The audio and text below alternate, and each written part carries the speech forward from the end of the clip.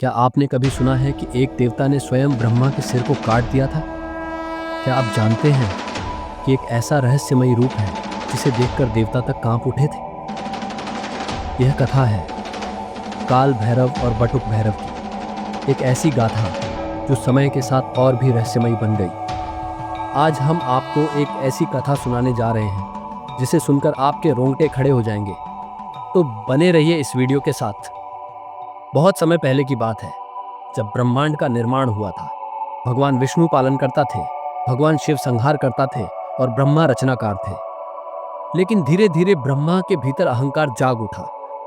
मैं ही इस सृष्टि का रचयिता हूं, मेरे बिना यह संसार संभव ही नहीं, मैं ही सर्वोच्च हूं। एक दिन देवताओं के बीच यह प्रश्न उठा कि तीनों महादेवों में सबसे महान कौन है। भगवान विष्णु ने कहा, मैं पालन करता हूं, इसलिए सृष्टि के अस्तित्व के लिए सबसे महत्वपूर्ण हूं। लेकिन ब्रह्मा हंस पड़े, पालनकर्ता का क्या महत्व यदि सृष्टि ही ना हो। यह सृष्टि मैंने बनाई है, इसका रचनाकार मैं हूं, अतः सबसे बड़ा भी मैं ही हूं। देवताओं ने भगवान शिव से उत्तर मांगा, लेकिन भगवान शिव शांत रहे। लेकिन ब्रह्मा ने इसे अपनी तौहीन समझ लिया। शिव कौन होते हैं मुझे रोकने वाले? वे तो ध्यान में बैठे रहते हैं, संहार करते हैं, परंतु सृजन करने की शक्ति मुझ में है, मैं उनसे श्रेष्ठ हूं। यह सुनकर भगवान शिव की तीसरी आंख खुली और फिर कुछ ऐसा हुआ जिसकी किसी ने कल्पना तक नहीं की थी। ब्रह्मा के अहंकार से पूरा ब्रह्मांड कांप उठा। देवता सहम गए, लेकिन ब्रह्मा को अपनी गलती का एहसास नहीं था। ठीक उसी समय भगवान शिव के मस्तक से एक तेजस्वी ऊर्जा निकली। ये ऊर्जा विकराल थी, गहरे नीले रंग की थी और इसकी आंखों में अग्नि जल रही थी। ये कोई और नहीं बल्कि काल भैरव थे।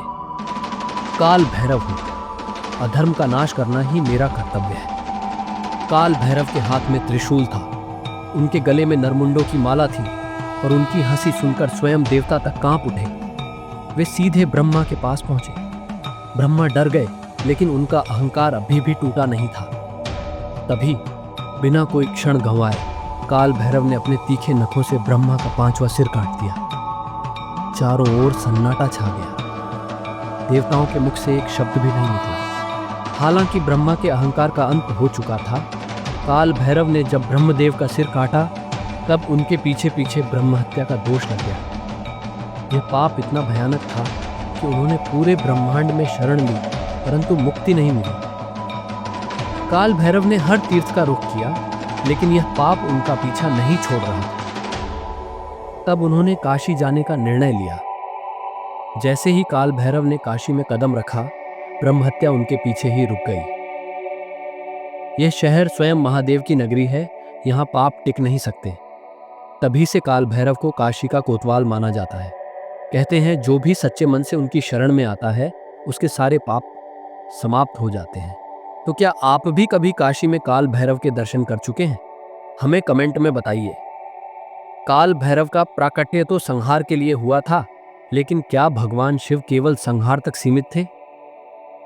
नहीं, संहार के बाद सृजन और करुणा की भी आवश्यकता थी।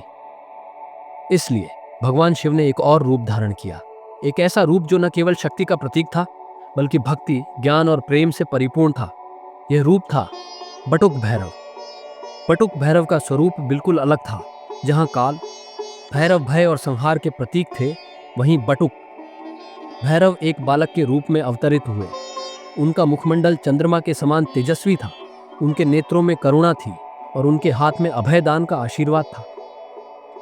ऐसा कहा जाता है कि जब कोई भक्त प्रेम और श्रद्धा से उनकी उपासना करता है, तो बटुक भैरव उसे सभी संकटों से मुक्त कर देते हैं। बटुक भैरव की पूजा से न केवल भय समाप्त होता है, बल्कि जीवन में सुख, शांति और समृद्धि भी आती है। तंत्र और साधना में उनकी विशेष महत्ता मानी जाती है। बटुक भैरव की पूजा कैसे करें? रविवार और मंगलवार को विशेष पूजा करें। लड्डू या गुड़ का भोग लगाएं। एयूएम बटुक भैरवाय नमः मंत्र का जाप करें। घर में सुख शांति के लिए बटुक भैरव की तस्वीर या मूर्ति रखें। ऐसा माना जाता है कि जो व्यक्ति सच्चे मन से बटुक भैरव की उपासना करता है, उसे किसी भी प्रकार का भय छू भी नहीं सकता। एक बार एक भक्त को बहुत कष्ट था। वह हर दिन किसी न किसी परेशानी से घिरा रहता था। जब उसने एक साधु से इसका उपाय पूछा तो साधु ने कहा, बेटा, तूने कभी बटुक भैरव की पूजा की है? भक्त ने ना में सिर हिला दिया। तब साधु ने उसे मंत्र दिया और कहा कि वह सच्चे मन से बटुक भैरव की साधना करे। कुछ ही दिनों में उसके जीवन की सारी समस्याएं समाप्त हो गईं। तो मित्रों, यह थी बटुक भैरव की रहस्यमयी कथा। क्या आप पहले से ही बटुक भैरव की पूजा करते हैं? अगर हाँ, तो कमेंट में जय भैरव जरूर लिखें।